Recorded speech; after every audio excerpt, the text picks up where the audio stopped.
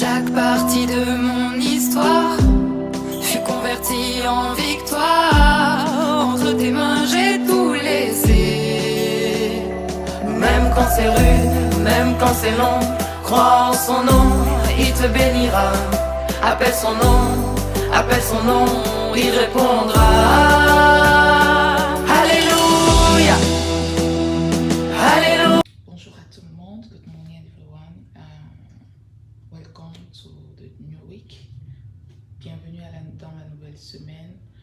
Aujourd'hui, ou alors pour cette semaine, nous parlerons de ne pas se compromettre. Don't compromise yourself for anything. Ne te compromets pour aucune raison. Alors, tu peux être dans ce travail où tu donnes tous tes efforts depuis que tu y es. Tu travailles, tu apportes tout ce qu'il faut, mais tu n'as pas de promotion, tu n'as pas d'augmentation de salaire, tu n'as pas d'évolution. Et les bruits vont dans les couloirs qu'il y a des clans qu'il faut rejoindre, il y a des sectes qu'il faut rejoindre par exemple.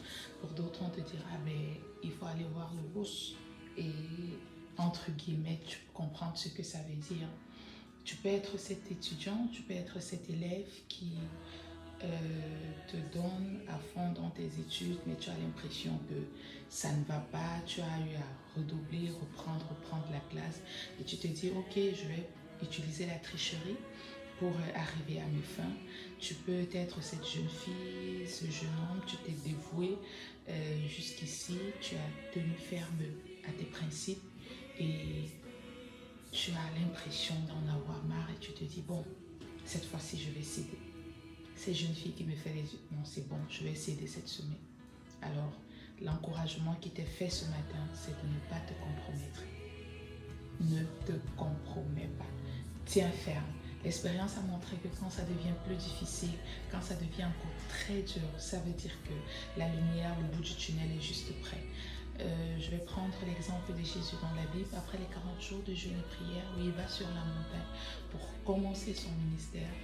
Et là, l'ennemi lui montre, le transporte à la montagne, il lui montre tout ce qu'il peut avoir. Et lui dit, si tu te soumets à moi, je te donnerai tout ça. Et qu'est-ce que Jésus lui a répondu?